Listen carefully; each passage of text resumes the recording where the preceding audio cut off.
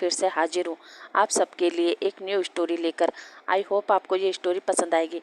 तो चलिए स्टोरी को स्टार्ट करने से पहले मैं आप सबको बता देती हूँ, ये एक वंशांग स्टोरी है।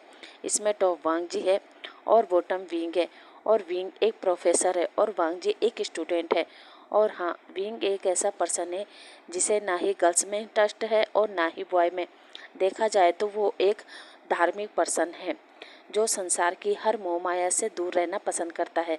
मेरा मतलब विंग के माइंड में बचपन से ही ये सेट है कि अगर वो किसी गर्ल या फिर बॉय के प्यार के चक्कर में पड़ेगा तो जो उसकी इतनी शांत और पीसफुल लाइफ है जिसमें ना ही उसे किसी प्रकार की टेंशन है और ना ही उस पर किसी की रिस्पॉन्सिबिलिटी, वो मस्त होकर अपनी लाइफ को एंजॉय करता है। और जहाँ उसके दोस्त क्लब जाना या फिर पार्टी वगैरह जाना पसंद करते हैं, वहीं हमारा विंग वो अपने कॉलेज ख़त्म होने के बाद घर जाना या फिर किसी सत्संग में जाना पसंद करता है। देखा जाए तो विंग एक धार्मिक पर्सन है और हमारा वांग जी उसे हर उस जगह जाना पसंद है जहाँ लोग ज़िंदगी जीते हैं। मेरा मतलब क्लब जाना, पार्टी करना, हाइकिंग करना, रेसिंग करना, एवरीथिंग, सब कुछ। क्योंकि वांग जी का मानना है कि लाइफ एक ही बार मिलती है तो इसे अच्छे से एंजॉय करना है।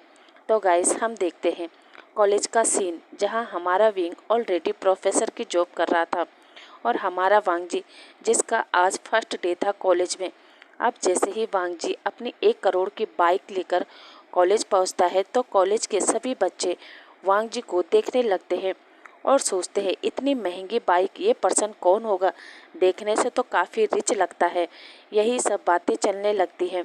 और अब जैसे ही वांग जी अपने हेलमेट को निकालकर साइड रखता है तो सभी गर्ल्स तो वांग जी के चार्म को देखकर ही फिसल जाती है और आपस में गॉसिप करने लगती है कि इतना हैंडसम बंदा, ये तो मेरा ही होगा, इसे तो मैं ही अपना बनाऊंगी। तभी वांग जी के दोस्त भी अपनी अपनी बाइक से वांग जी के पीछे आते हैं और वांग जी से कहते हैं, वांग जी यार तू आज भी जीत गया। वांग जी कहता है तो अपनी ये खटारा बाइक चेंज करो और फिर मैदान में उतरो।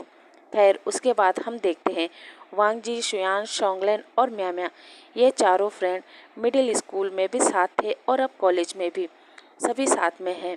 कॉलेज के गेट पर खड़े थे और उसके बाद अपने आप को ठीक करते हैं और फिर चारों के चारों बड़े स्वेग से अंदर आते हैं और फिर अपने अपने डोम में जाते हैं जहाँ वांग जी, शुयान, शोंगलेन इन तीनों को ही एक ही डोम में भेजा जाता है जहाँ इनकी मुलाकात होती है इनके पुराने क्लासमेट जियान चेन, वेनिंग और शाओसिन चेन से।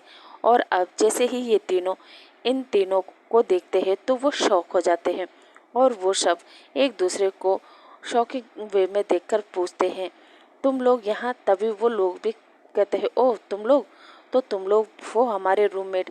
तभी चैन कहता है, अगर तुम लोग यहाँ हमारे साथ रहने वाले हो तो हम लोग यहाँ नहीं रहेंगे। तभी सोंगलेन कहता है, हाँ तो हम भी कहाँ तुम्हारे साथ रहना चाहते हैं। और दोनों ही उस डोम के मैनेजर के पास पहुँचते हैं और कहते हैं कि हम इनके साथ रूम शेयर नहीं करना चाहते हैं, हमें किसी दूसरे रूम में भेज दीजिए। वांग जी और सोंगलेन भी यही कहते हैं कि हाँ, हमें भी इनके रूम में हमें भी दूसरे रूम में शिफ्ट कर दीजिए, हम भी इनके साथ नहीं रहना चाहते हैं। तभी मैनेजर कहता है, सॉरी बट अब कोई रूम नहीं है, और हाँ अगर तुम्हें रूम चेंज करवाना है तो तुम प्रिंसिपल से कह सकते हो क्योंकि इस मामले में वही कुछ कर सकते हैं, मैं नहीं, अब जाओ। और फिर इतना सुनना हुआ ही था कि तभी शुयान कहता है, तुम लोग रूम छोड़ दो। जिस पर चैन कहता है, हम क्यों छोड़े, वैसे भी तुम्हारा ये दोस्त तो काफ़ी रिच है ना, तो उससे कहो वो अपने लिए अपार्टमेंट खरीदे। तभी वांग जी कहता है, अपार्टमेंट तो मैं खरीद लूँगा लेकिन मैं डोम में रहना चाहता हूँ, इसलिए मैं अपार्टमेंट खरीद कर तुम्हें दे देता हूँ, तुम लोग वहाँ जाकर रहो। तभी चैन कहता है, हमें तुम्हारे एहसान की ज़रूरत नहीं है, वैसे भी हमारे पेरेंट्स ने हमें जहाँ भेजा है हम वहीं रहेंगे और डोम में हम तुमसे पहले आए थे, इसलिए अब तुम्हें ही जाना होगा। और तभी वांग जी कहता है, हम नहीं जा रहे, और वो जल्दी से रूम की तरफ भाग जाते हैं।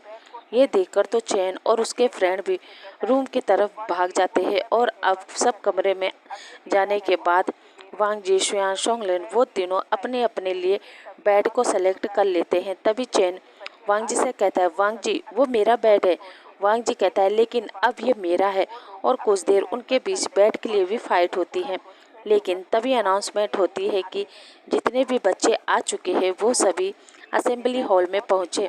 ये सुनने के बाद तो वो लोग अपनी फाइट बंद करते हैं और जल्द से थोड़ा बहुत फ्रेश होकर असेंबली रूम में जाते हैं, जहाँ प्रिंसिपल उन सभी बच्चों को कुछ स्पीच देता है और फिर वो सीनियर स्टूडेंट्स से कहता है कि वो लोग अपने जूनियर का ख्याल रखें। उसके बाद वहाँ के सीनियर स्टूडेंट जूनियर का वेलकम करते हैं और उन सब के लिए वेलकम पार्टी रखते हैं। और अब नेक्स्ट मॉर्निंग पार्टी वगैरह करने के बाद आज से उनकी क्लास स्टार्ट थी। और अब जैसे ही सेकंड क्लास शुरू होती है तो तब हमारा विंग क्लास लेने वांग जी के क्लासरूम में आता है। और पहली बार जब वांग जी विंग को देखता है तो पता नहीं क्यों पर वांग जी का दिल इतनी ज़ोर ज़ोर से धड़कना स्टार्ट कर देता है कि उसके आसपास बैठे उसके फ्रेंड भी उसकी उस हार्ट बीट को सुन सकते थे। वहीं चैन भी जब ये सुनता है तो वो शॉक हो जाता है और मन में सोचता है अब इसका दिल प्रोफेसर के लिए भी धड़क रहा है। ओह माय गॉड, ये कैसा पर्सन है, इसने आज तक किसी को नहीं छोड़ा। जब भी ये हैंडसम पर्सन को देखता है इसका दिल इतनी ही ज़ोर ज़ोर से धड़कने लगता है। खैर उसके बाद चैन अपनी पढ़ाई में लग जाता है और इधर वांग जी तो विंग को हर एंगल से चेक करने में बिजी था। अब विंग की क्लास भी ओवर होती है और अब वांग जी जो अपने दिल पर हाथ रखकर कहता है हाय, मैं इस दिल का क्या करूं। मैं जब भी हैंडसम पर्सन को देखता है तो ना जाने पता नहीं क्यों पर ये धड़कना स्टार्ट कर देता है। हालांकि ये दिल आज तक जिस भी पर्सन के लिए धड़का वो या तो मैरिड थे या फिर उनके पास पार्टनर थे, लेकिन कोई ये नहीं जानता होगा कि वांग जी का दिल भले ही हैंडसम पर्सन के लिए धड़कता हो बट उसने आज तक किसी भी पर्सन को उसके हस्बैंड से या फिर किसी पार्टनर को उसके पार्टनर से अलग नहीं किया। अब मेरा दिल इस प्रोफेसर के लिए धड़का है तो चलो देखते हैं ये सिंगल है या फिर मिंगल। क्लासरूम में बैठे बैठे वांग जी यही सब सोच ही रहा था कि तभी शुयान वांग जी के पास आता है और उसे उसके ख्यालों से बाहर लाकर पूछता है कि क्या वो कैंटीन चलेगा या फिर आज उसका पेट प्रोफेसर को ही देखकर भर गया है। तभी वांग जी कहता है तुम लोगों को पता चल गया। जिस पर सोंगलेन कहता है वांग जी तुम्हारा दिल इतनी ज़ोर ज़ोर से धड़कता है ना, हमें क्या कॉलेज के सभी बच्चों को पता चल गया होगा कि तेरा ये दिल प्रोफेसर के लिए धड़का था। खैर अब इसे छोड़ और चल कैंटीन चलते हैं, मुझे बहुत भूख लगी है। तभी वांग जी कहता है अरे यार जब देखो तुम्हें खाने पीने के बारे में ही सूझता है, अरे यार कुछ काम भी कर लिया करो। सोंगलेन बता अब क्या करना है। वांग जी करना क्या है पता करो, प्रोफेसर सिंगल है या मिंगल। सोंगलेन कहता है ओके ब्रो, पहले तो चल तो सही। उसके बाद वो सभी फ्रेंड कैंटीन में आते हैं और पहले तो कुछ खाते पीते हैं और उसके बाद वो लोग लग जाते हैं अपने काम पर। और अब करीब 1 घंटे बाद सुयान और सोंगलेन आते हैं और वो वांग जी को विंग की सारी जन्म कुंडली देते हुए कहते हैं आई एम सॉरी ब्रो, लेकिन यहाँ तेरी दाल नहीं गलने वाली है। वांग जी पूछता है क्यों, क्या वो मैरिड है। शुयान कहता है नहीं। वांग जी पूछता है तो क्या उसका पार्टनर है। सोंगलेन कहता है नहीं। वांग जी कहता है फिर क्या बात है, उसके साथ मेरी दाल क्यों नहीं गलेगी।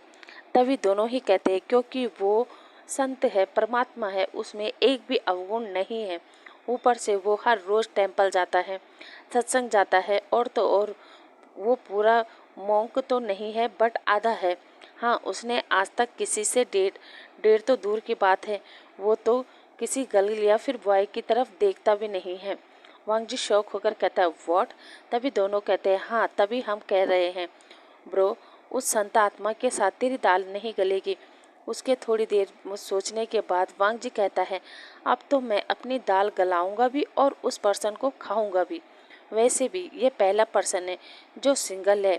उसके बाद वांग जी कहता है ओके तुम सब क्लास ओवर होने के बाद मुझे बास्केटबॉल ग्राउंड में मिलना।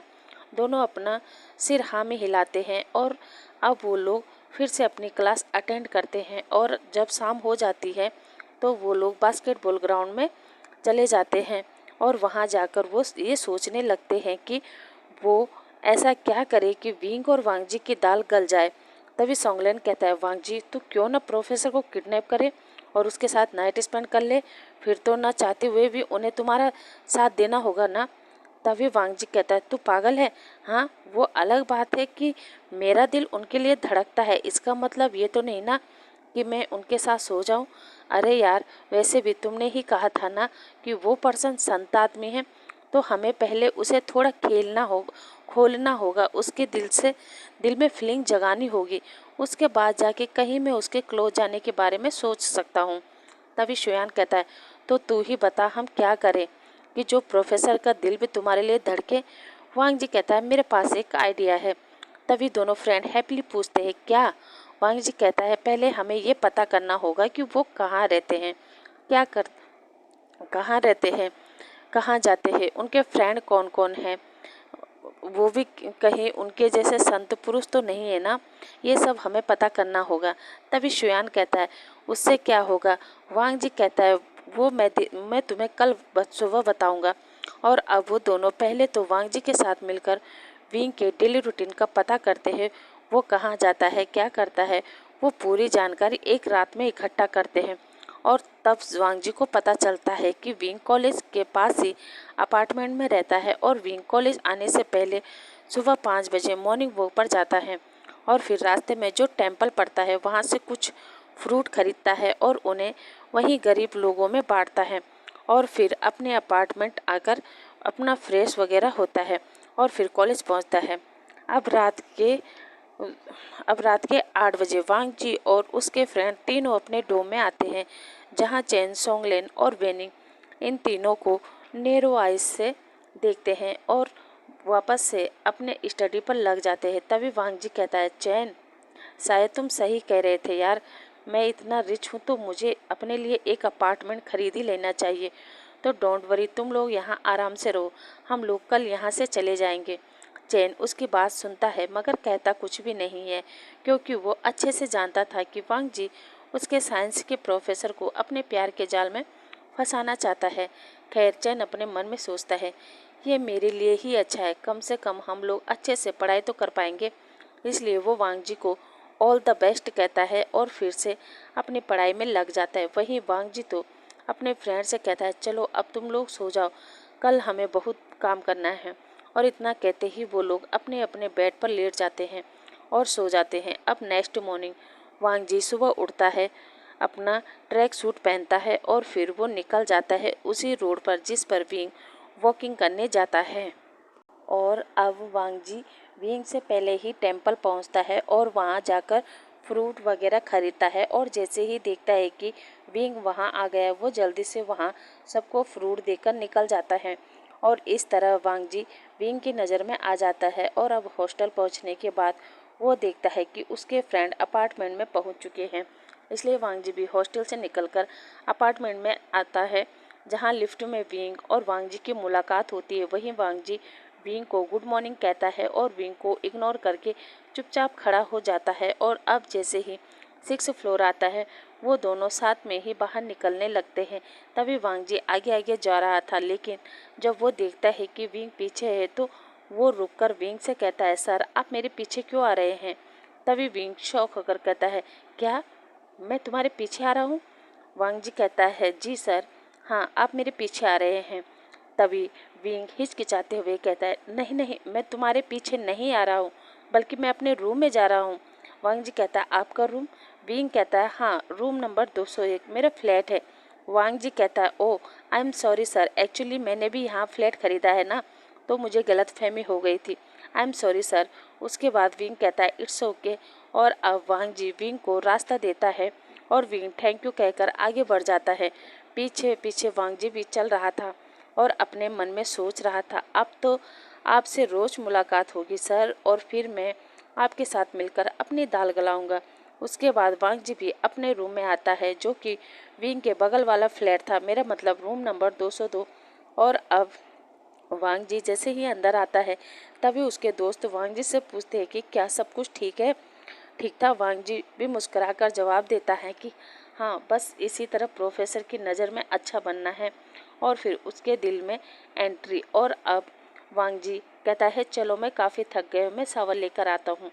और अब जैसे ही वांग जी अपने रूम के वॉशरूम में जाता है, तो उसे थोड़े से गुनगुनाने की आवाज़ आती है।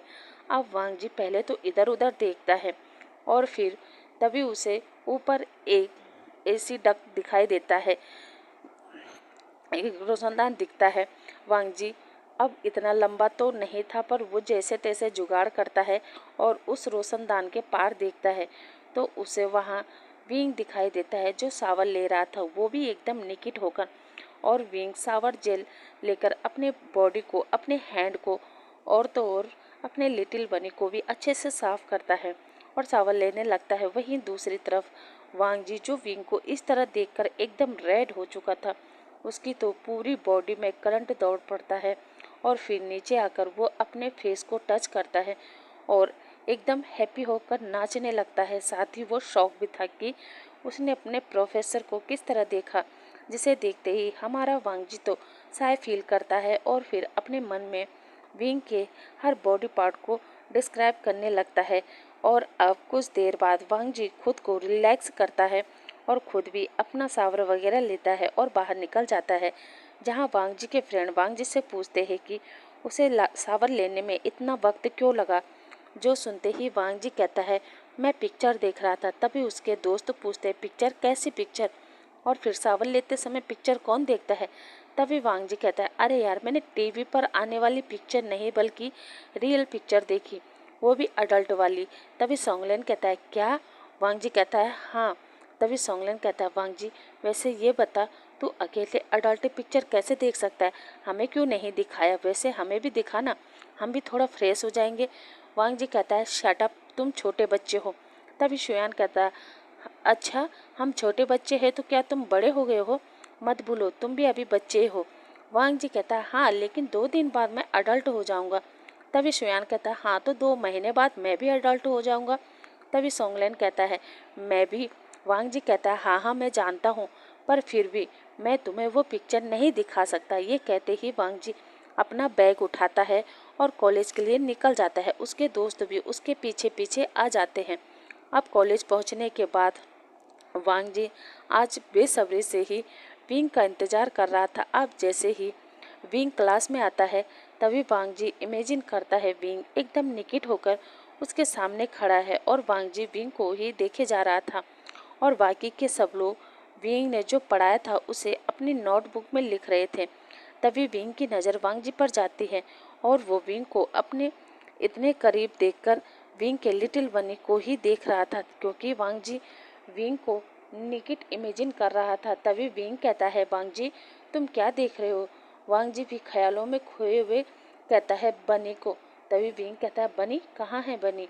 और वांग जी न चाहते हुए भी वांग जी की विंग की पैंट की तरफ इशारा कर देता है, जो देखकर विंग तो शौक था ही, लेकिन वांग जी के फ्रेंड भी शौक हो जाते हैं। तभी विंग थोड़ा गुस्से में कहता है, वांग जी स्टैंड अप। अब विंग की इतनी तेज आवाज़ सुनकर वांग जी अपने होश में आता है और फिर अपने हाथ को देखता है जो विंग के पैंट के ऊपर थे। तभी वांग जी शौक होकर घबरा जाता है और वो जल्दी से उठकर कहता है, आई am sorry sir, I am sorry. तभी विंग वांग जी को नैरो आई से देखता है और उससे घूरने लगता है। वांग जी भी विंग की नज़रों को अपने ऊपर फील करता है और अपने नज़रों को झुका लेता है। तभी विंग की क्लास खत्म हो जाती है और वो उस रूम से बाहर निकल जाता है। तभी वांग जी के फ्रेंड वांग जी के पास आते हैं और वो वांग जी से कहते हैं, वांग जी ब्रो, ये सब क्या था? तुमने प्रोफेसर के पैंट को टच क्यों किया? वांग जी को अब एहसास होता है कि उसने क्या किया। वो अपनी इस हरकत के लिए विंग से माफ़ी मांगना चाहता था और अब वांग जी विंग को कॉलेज में ढूंढना स्टार्ट करता है। बट विंग जब ये देखता है कि वांग जी उसे तलाश कर रहा है तो वो पहले ही वांग जी को इग्नोर करके उसकी आंखों से दूर हो जाता, क्योंकि वांग जी के उस हरकत के बाद विंग भी काफ़ी परेशान था। इसलिए वो वांग जी से बचते हुए अपने अपार्टमेंट पहुंचता है और चुपचाप से डोर बंद करके ध्यान में बैठ जाता है। वही कॉलेज ओवर होने के बाद वांग जी भी अपने फ्रेंड के साथ अपार्टमेंट में आता है और वो यही सोचने लगता है कि आखिर उनका प्रोफेसर कॉलेज से कहाँ गायब हो गया। खैर, वो लोग अपने अपार्टमेंट में आते हैं, अपना फ्रेश वगैरह होते हैं और उसके बाद निकल जाते हैं बीजिंग के सड़कों पर, जहाँ वो पहले तो मौज मस्ती करते हैं और फिर नाइट में क्लब जाकर एंजॉय करते हैं। अब देर रात तीनों फ्रेंड नशे की हालत में अपार्टमेंट पहुंचते हैं और फिर अपने अपने रूम में जाकर सो जाते हैं। अब नेक्स्ट मॉर्निंग मोबाइल के अलार्म से वांग जी की नींद टूटती है और फिर जैसे ही वो अपना मोबाइल चेक करता है तो देखता है सुबह के 5 बज चुके थे। जो देखते ही वांग जी जल्दी से उठता है, फ्रेश वगैरह होता है और अब जैसे ही वो वॉक के लिए निकलता है तो देखता है विंग भी उसी समय अपने डोर को बंद करके वॉक पर जा रहा था। जो देखते ही वांग जी पहले तो विंग को देखता है और विंग भी वांग जी को देखता है और फिर वांग जी विंग को मॉर्निंग विश करता है। विंग भी मॉर्निंग का आंसर देता है और वो लिफ्ट की तरफ बढ़ने लगता है। तभी वांग जी भी पीछे लिफ्ट में इंटर होता है और अब दोनों के लिए वो सिचुएशन ऑकवर्ड वाली थी और दोनों ही एक दूसरे से नज़र चुरा रहे थे। लेकिन तभी वांग जी कहता है आई एम सॉरी सर। बीइंग कहता किस लिए? तभी वांग जी कहता है वो कल गलती से। तभी बीइंग वांग जी को रोकते हुए कहता है भूल जाओ उस बात को। वांग जी फिर भी कहता है आई एम सॉरी सर, बट मुझे नहीं पता था कि मेरे हाथ कैसे आपके। तभी बीइंग जो उस चीज़ को याद भी नहीं करना चाहता था लेकिन वांग जी था कि वो बोले जा रहा था। तभी विंग वांग जी को चुप कराते हुए कहता है बस करो, मैंने कहा ना उस चीज़ को भूल जाओ। तभी वांग जी कहता है ओके सर। उसके बाद विंग को वो निकल जाता है अपने वॉक पर। वही पीछे पीछे वांग जी भी आता है और वो फिर से विंग को रोकता है और पूछता है सर क्या मैं आपसे एक बात पूछ सकता हूँ? विंग पूछता है पूछो। वांग जी कहता है क्या आप अकेले रहते हैं? विंग कहता है हाँ क्यों? तभी वांग जी कहता है वो क्या है ना सर, आज मेरा बर्थडे है और मैं भी अपनी फैमिली से दूर हूँ, तो क्या आप आज रात मेरे साथ डिनर पर चलेंगे? विंग पहले तो वांग जी को बर्थडे विश करता है और फिर वांग जी को मना करते हुए कहता है मैं बाहर का खाना नहीं खाता। वांग जी कहता है कोई बात नहीं सर, हम घर पर बना लेंगे। विंग कहता है मैं किसी के घर भी नहीं जाता। वांग जी कहता है ये तो अच्छी बात है कि आप किसी के घर नहीं जाते, लेकिन मैं तो आपका स्टूडेंट हूँ ना, आप मेरे अपार्टमेंट में तो आ ही सकते हैं ना। विंग कुछ कहता उससे पहले ही वांग जी कहता है फिर तय हुआ, आज रात आप मेरे अपार्टमेंट आएंगे, ठीक है ना? और इतना कहते ही वांग जी विंग से आगे भाग जाता है और अब विंग चाहकर भी कुछ नहीं कह पाता और अब वो लोग अपना वॉक करते हैं और वांग जी जो विंग से पहले ही अपने अपार्टमेंट आता है और वो आज अपने फ्रेंडों को क्लब जाकर एंजॉय करने को कह देता है। जिस पर वांग जी के फ्रेंड पूछते हैं पर आज क्यों? वांग जी क्योंकि तुम्हारा बर्थडे तो कल है ना। वांग जी कहता है हाँ, लेकिन आज मैं किसी खास गेस्ट को इनवाइट कर रहा हूँ। जिस पर वांग जी के फ्रेंड कहते हैं समझ गए, तुमने प्रोफेसर को इनवाइट किया है ना।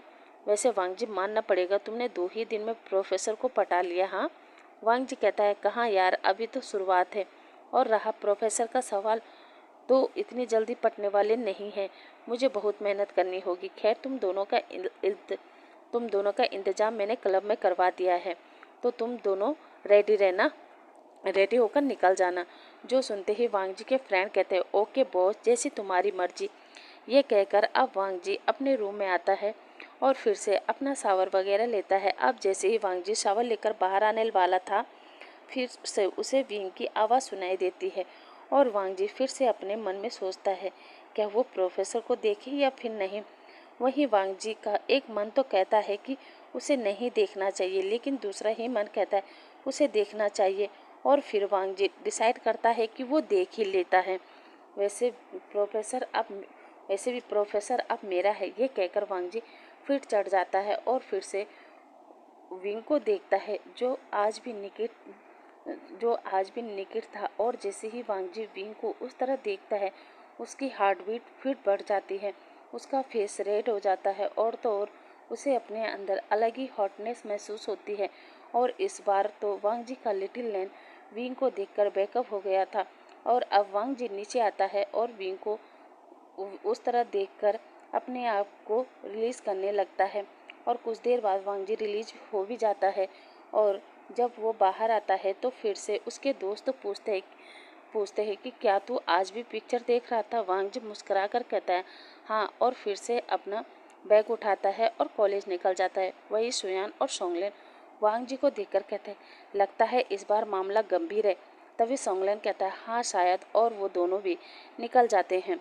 अब वांग जी क्लासरूम में बैठे बैठे यही सोच के काफ़ी हैप्पी हो रहा था कि आज रात वो प्रोफेसर के साथ डिनर करेगा। और अब हम सीधे शाम का सीन देखते हैं, जहां वांग जी ने बाहर से एक छोटा सा केक मंगवाया था, साथ ही एक वाइन की बोतल। और विंग ने जैसा कहा था कि उसे बाहर का खाना पसंद नहीं है, इसलिए वांग जी घर पर ही विंग के लिए थोड़ा बहुत कुक करता है और टेबल पर सजा के रख लेता है। और अब वांग जी विंग के आने का इंतज़ार करने लगता है। वहीं विंग जो घर पर बैठकर सोच रहा था कि वो जाए या फिर नहीं, क्योंकि आज से पहले विंग कभी भी किसी के घर डिनर पर नहीं गया था, इसलिए उसे थोड़ा अजीब लग रहा था।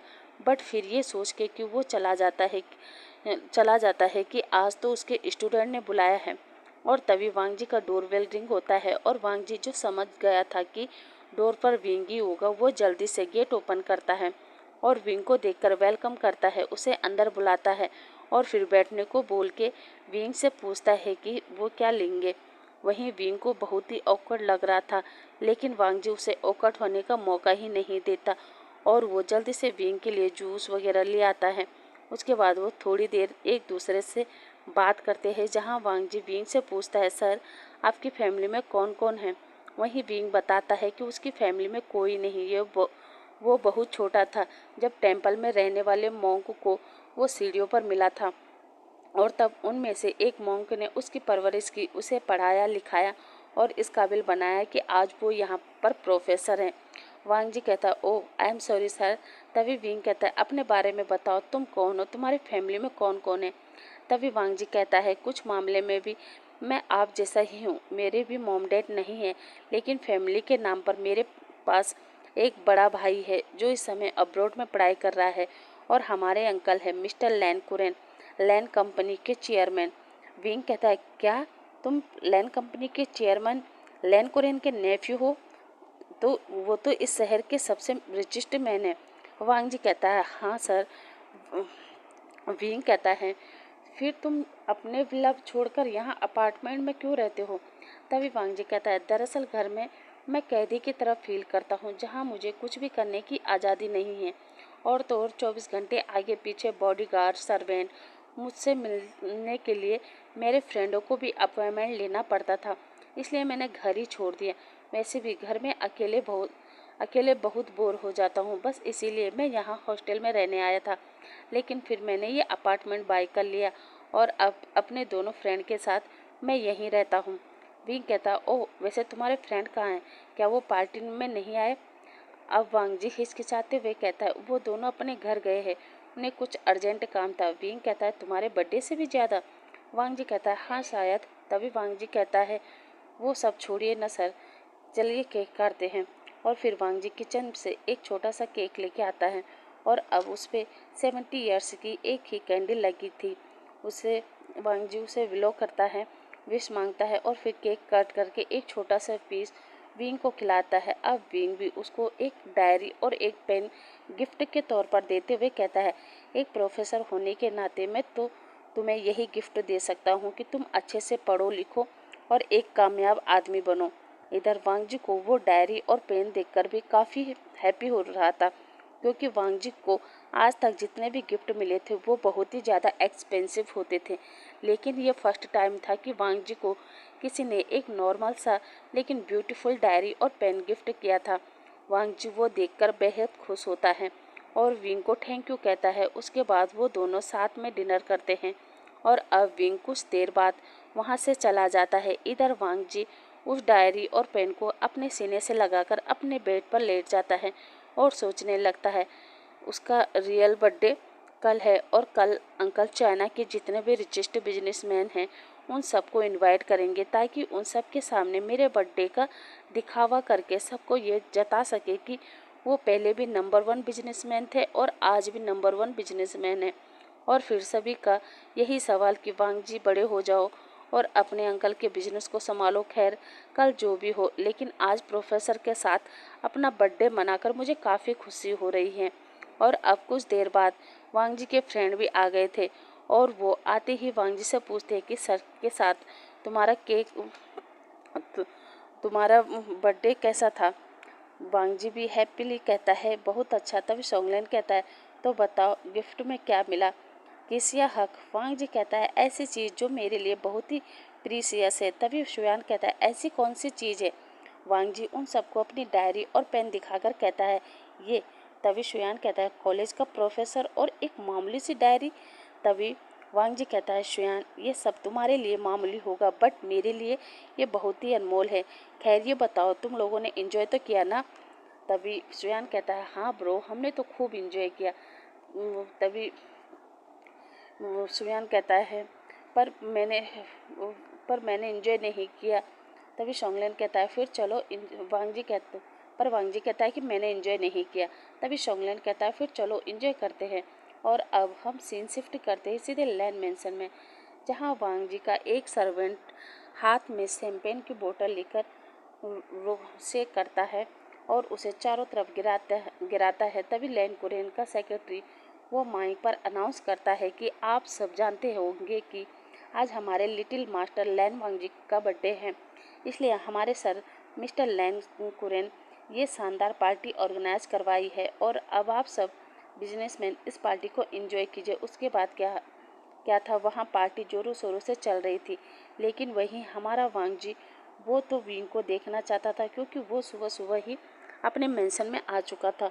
और अब जहाँ सब लोग पार्टी कर रहे थे, वहीं हमारा वांग जी भी अपने दोस्तों के साथ बैठकर पार्टी करता है।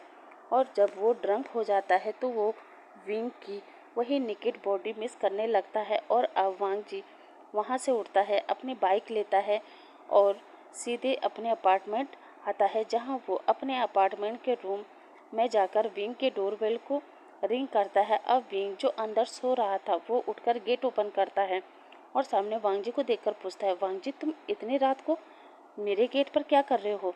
तभी वांग जी विंग से कहता है, सर मुझे आपको कुछ बताना है। विंग कहता है, हाँ बताओ।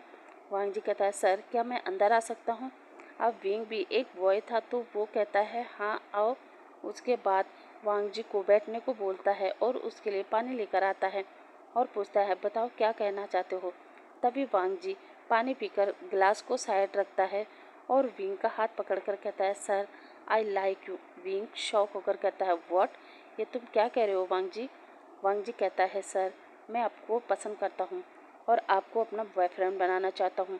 क्या आप मेरे बॉयफ्रेंड बनोगे? तभी विंग कहता है, वांग जी ये क्या बकवास कर रहे हो तुम? मैं और तुम्हारा बॉयफ्रेंड? नहीं, बिल्कुल भी नहीं। तभी वांग जी कहता है, क्यों नहीं? क्या मैं आपके बॉयफ्रेंड बनने के लायक नहीं हूँ? विंग वांग जी से कहता है, नहीं ऐसी बात नहीं है। दरअसल मेरे अंदर किसी को लेके कोई फीलिंग नहीं है, ना ही किसी गर्ल के लिए और ना ही किसी बॉय के लिए। और ऊपर से तुम एक स्टूडेंट हो और तुमने कल ही अपने 70 ईयर्स पूरे किए हैं और आज तुम कह रहे हो कि तुम मुझे लाइक करते हो। ये तुम कैसे कह सकते हो वांग जी? तभी वांग जी कहता है, सर मैं जानता हूँ कि आप ना ही किसी गर्ल को और ना ही किसी बॉय को पसंद करते हैं, लेकिन मेरा दिल ये आपके लिए धड़कता है और अगर आप मुझे नहीं मिले तो मैं जी नहीं पाऊंगा। तभी विंग गुस्से में कहता है, वांग जी ये क्या बकवास कर रहे हो? तुम समझ क्यों नहीं रहे हो कि मेरे अंदर किसी को लेकर कोई फीलिंग ही नहीं है? तो मैं क्या करूं? हाँ? तभी वांग जी कहता है, तो अब मैं क्या करूं? हाँ, क्योंकि मेरा दिल तो केवल आपके लिए धड़कता है और अब ये दिल आपके आपके पीछे पागल है। तो बताओ अब मैं क्या करूं? तभी विंग कहता है, ऐसा कुछ नहीं है वांग जी, ये केवल एक अट्रैक्शन है जो समय के साथ बदल जाता है। वांग जी कहता है, पर अब मैं क्या करूं? हाँ सर बताइए, आपके बिना मुझे कुछ भी अच्छा नहीं लगता। मैं आपके साथ रहना चाहता हूँ, आपसे प्यार करना चाहता हूँ। विंग कहता है, नहीं वांग जी, ये केवल तुम्हारे दिमाग का फितूर है, कुछ दिनों में सब ठीक हो जाएगा। वांग जी कहता है, और नहीं हुआ तो? विंग कहता है, नहीं हुआ तो? और विंग कुछ भी जवाब नहीं दे पाता। तभी वांग जी कहता है, आपके पास भी जवाब नहीं है ना सर? तो क्यों ना आप मेरा बॉयफ्रेंड बन जाओ। और रही फीलिंग की बात, तो वो आप मुझ पर छोड़ दो, मैं आपको प्यार करना सिखा दूंगा। तभी विंग कहता है, वांग जी ये क्या बकवास कर रहे हो? वांग जी कहता है, ये बकवास नहीं है सर मैं सच कह रहा हूँ और अगर आपको यकीन नहीं है तो मैं साबित कर दूंगा। विंग पूछता है, क्या?